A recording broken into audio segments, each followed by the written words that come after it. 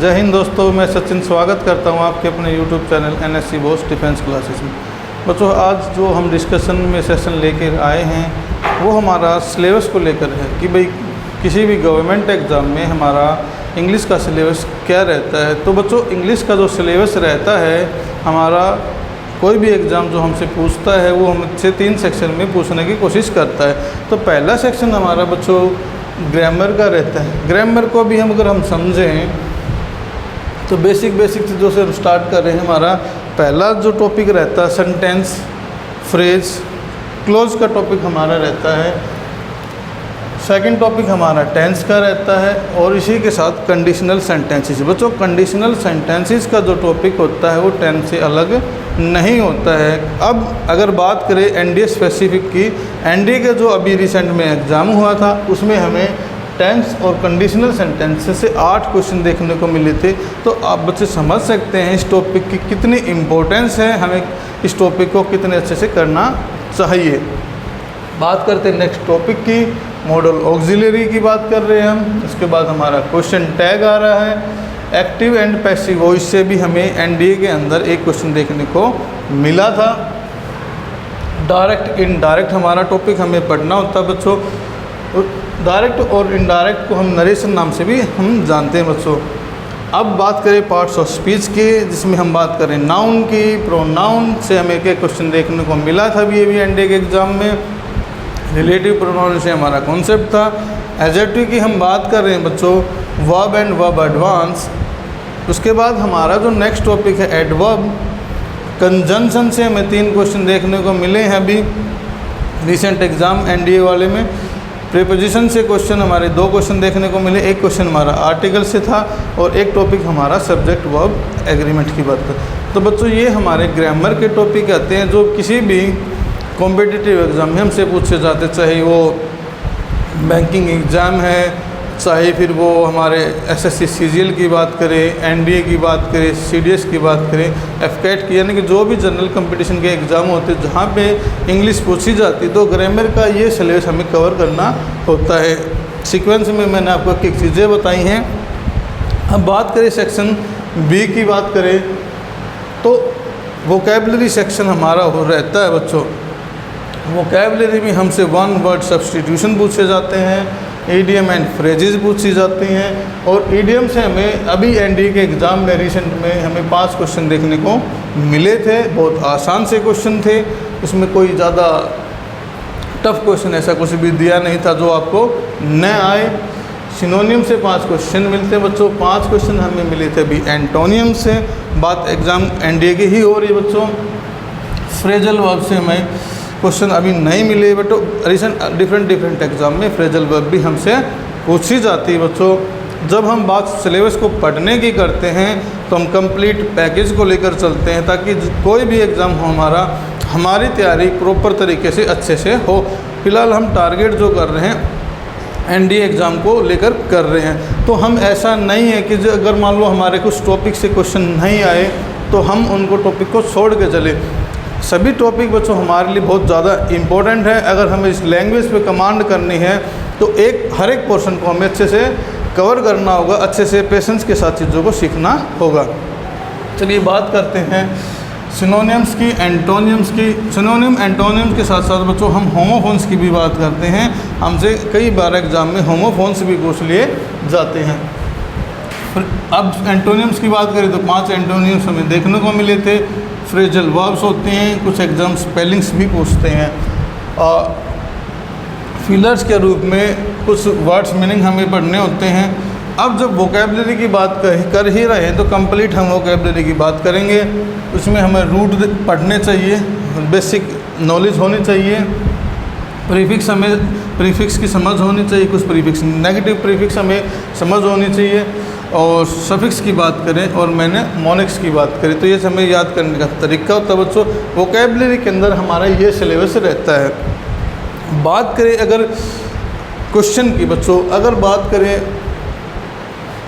Exam की तो हम स्पॉट द एरर, जो हमारी ग्रामर से कॉन्सेप्ट के क्वेश्चन आते हैं हमें उसमें स्पॉट द एरर देखने को मिलते हैं, जो हमारे लगभग पार्ट्स ऑफ स्पीच से ही क्वेश्चन होते हैं, आर्टिकल से होते हैं। कुछ को कॉन्सेप्ट उनमें नरेशन या वॉइस के भी डाल दिए जाते हैं। तो ये स्पॉट द एरर हमें देखने को मिलते हैं। सेंटेंस इम्प्रूवमेंट के क्वेश्चन हमें देखने को मिलते हैं एग्ज़ाम के अंदर। अब की बार सेंटेंस कंप्लीशन के क्वेश्चन कुछ देखने को मिले थे। नरेशन और जो वॉइस के क्वेश्चन बच्चों हमें दोबारा से बता देता हूँ, आपको डायरेक्ट क्वेश्चन देखने को मिलते हैं चेंज। उसके बाद fill in the blanks, fill in the blanks के क्वेश्चन हमसे ग्रामर में पूछे जाते। तो ग्रामर का बच्चों ये हमारा सिलेबस रहता है। अगर क्वेश्चन टैग का क्वेश्चन आता है तो हमेशा डायरेक्ट पूछा जाता है। मॉडल ऑक्सिलरी का क्वेश्चन डायरेक्ट या इनडायरेक्ट देखने को मिल सकता है। कंडीशनल सेंटेंसेस हैं, अभी 3 से 4 क्वेश्चन हमें देखने को मिले थे। टेंस से अलग टॉपिक नहीं होता, ये टेंस के साथ ही हमें चीज़ें पढ़नी चाहिए। एक्टिव और पैसिव वॉइस से हमें डायरेक्ट क्वेश्चन देखने को मिलते हैं। डायरेक्ट और इनडायरेक्ट नरेशन से हमें डायरेक्ट क्वेश्चन देखने को मिलते हैं। Noun, pronoun, adjective, verb, adverb, conjunction, preposition और subject, verb, agreement and articles की अगर बात करें तो इनसे जो क्वेश्चन हमारे मिल के आते हैं, जैसे अब की बार एग्ज़ाम एनडीए की बात करें तो हमें आइडेंटिफिकेशन पूछेगी। अगर ये हमें टॉपिक अच्छे से आते हैं तो हम उनको आइडेंटिफाई बिल्कुल ईजीली कर सकते हैं। तो इस तरीके से हमें क्वेश्चन का पैटर्न रहता है। ग्रामर से स्पॉट द एरर के क्वेश्चन, सेंटेंस इम्प्रूवमेंट के क्वेश्चन या सेंटेंस कंप्लीशन की बात करें, सेंटेंस के बाद उसके बाद नरेशन वॉइस के क्वेश्चन मैंने बताए और फिलर्स भी हमें दिए जाते हैं। अगर जो बात करें हम थर्ड सेक्शन, जो हमारा तीसरा सेक्शन रहता है वो हमारा कॉम्प्रीहेंशन सेक्शन रहता है बच्चों, जो सब बहुत इंपॉर्टेंट क्वेश्चन है, किसी भी एग्ज़ाम में बहुत वेटेज रखता है ये, और हम इसको इग्नोर करके नहीं चल सकते। अगर डायरेक्ट जाके आप एक बात याद रखो, डायरेक्ट जाके अगर उसमें एग्ज़ाम के अंदर सीधा डायरेक्ट पैसेज सोल्व करने की कोशिश करोगे तो आप वहाँ पे मूर्खता कर रहे हो, क्योंकि जब तक हम किसी चीज़ का अभ्यास नहीं करते, उसकी राइट अप्रोच को लेकर नहीं चलते, हम प्रैक्टिस सेशन में शामिल नहीं होते, हम प्रैक्टिस नहीं करते किसी चीज़ की, तो हमारा रिजल्ट उतना बेहतरीन नहीं होता जितना हम एक्सपेक्ट कर रहे होते हैं। उसके बाद बात करें क्लोज टेस्ट आता है हमारा, क्या आता है बच्चों? क्लोज टेस्ट बिल्कुल अंडरस्टैंडिंग बेस्ड चीज़। इसके अंदर अभी देखने को हमें मिला था कि 4 क्वेश्चन तो हमें मिले थे वोकैबलरी से और 6 क्वेश्चन मिले थे हमें ग्रामर बेस्ड। अगर बात की जाए हमारे कॉम्प्रिहेंशन सेक्शन में क्लोज टेस्ट की, तो ये पूरा कंप्लीटली वोकैबलरी प्लस में ग्रामर बेस्ड रहता है। हमारी वोकैबलरी हमें स्ट्रॉन्ग करनी चाहिए, प्लस में हमें ग्रामर के कॉन्सेप्ट आसानी से हमें हमारी मदद कर सकते हैं। पर दूसरा है रीडिंग कॉम्प्रिहेंशन। रीडिंग कॉम्प्रिहेंशन की बात करें तो बच्चों 5 क्वेश्चन हमें देखने को मिलते थे। रीडिंग, इसमें जो हमारी जो स्किल चेक होती है, रीडिंग स्किल और कॉम्प्रिहेंशन स्किल चेक करना चाहता है एग्जामिनर, दोनों स्किल हमारी बेहतरीन होनी चाहिए। 5 क्वेश्चन हमें देखने को मिले थे, तो इसके लिए भी एक बहुत बेहतरीन अप्रोच होती है। हम जितनी चीज़ों को, ग्रामर को अच्छे से पढ़ते हैं, जितनी वोकैबलरी की हमें ज़्यादा समझ होती है, उतने अच्छे से हम कॉम्प्रिहेंशन सेक्शन को हैंडल कर सकते हैं, टैकल कर सकते हैं।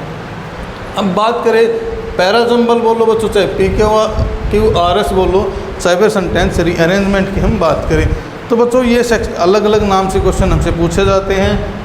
5 क्वेश्चन हमें देखने को मिले थे। अब इनको भी सॉल्व करने की प्रॉपर तरीके से अप्रोच रहती है बच्चों। पहले आप जो सामने चीज़ें लिखी हैं, आप उनका स्क्रीनशॉट लेना चाहते हैं तो स्क्रीनशॉट लीजिए। तो उम्मीद है बच्चों आपने स्क्रीनशॉट ले लिया होगा। ये हमारा किसी भी गवर्नमेंट एग्ज़ाम का हमारा सिलेबस रहता है। कुछ बच्चे बोलेंगे सर अभी तो ये चीज़ें आई थी, ये चीज़ें नहीं आई थी। मैंने बोला बच्चों जितने भी एग्ज़ाम हैं आपके, हम एनडी को टारगेट करके तो चलेंगे, बट जो और भी एग्ज़ाम हमारे साथ साथ में जो रहते हैं उनको भी हम कवर करते चलेंगे।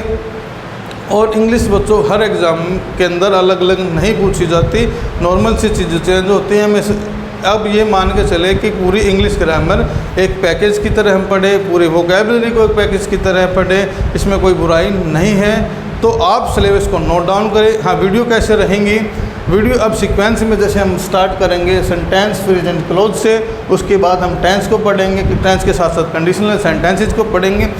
इंटरवल के बाद आपको वीडियो मिलती रहेगी। तब आप एक काम कर सकते हैं, पेन और पेपर लेके बैठ सकते हैं, चीज़ों को सीक्वेंस में आप नोट डाउन कीजिए। आपको 3-4 महीने हमारे साथ जुड़े रहें, आपको इंग्लिश में सुधार देखने को मिलेगा जो आप तक ने आज तक नहीं देखा होगा। बस आपको पेशेंस रखने की ज़रूरत है बच्चों। अगर आप पेशेंस के साथ हमारे साथ जुड़े रहेंगे और अपने नोट्स को लगातार मेंटेन करते रहेंगे तो उम्मीद है आपको इंग्लिश के अंदर जब भी आप किसी भी एग्ज़ाम में बैठोगे तो कॉन्फिडेंस के साथ बैठोगे, एक राइट अप्रोच के साथ बैठोगे। हमें कोई भी जो हमें चीज़ें मिस्टेक पीछे हुई हैं हमारे से, उन मिस्टेक को बिल्कुल अवॉइड करोगे। अच्छे से हम वोकेबलरी सिखाने का काम करेंगे। वोकेबलरी भी ऐसा नहीं होता बच्चों की हमें रट लिया और हमें चीज़ें आ गई। वोकेबलरी को भी हमें बहुत बेहतरीन तरीके से सीखना होता है। हमें root, prefix, suffix, parts of speech के अकॉर्डिंग इनकी आइडेंटिफिकेशन क्या होती है, किस तरीके से हमें वोकेबलरी को याद करना चाहिए, किस तरीके से हमें चीज़ों को पढ़ना चाहिए, तो ये सब चीज़ें। उसके बाद हमारा सेक्शन कॉम्प्रिहेंशन रहता है। कॉम्प्रिहेंशन में क्लोज टेस्ट की बात करें, चाहे रीडिंग कॉम्प्रिहेंशन की बात करें, जिसके पैसेज की बात करें, चाहे फिर हम बात करें PQRS, जिसको हम पैराजम्बल सेंटेंस अरेंजमेंट के नाम से जानते हैं, तो उनके लिए भी एक प्रॉपर तरीके से अप्रोच होती है।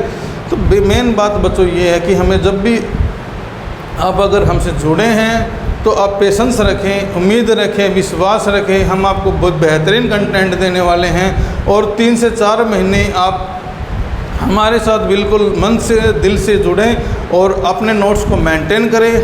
आप अपने अंदर सुधार देखना स्टार्ट कर देंगे बिल्कुल। तो तब तक के लिए जय हिंद, जय भारत।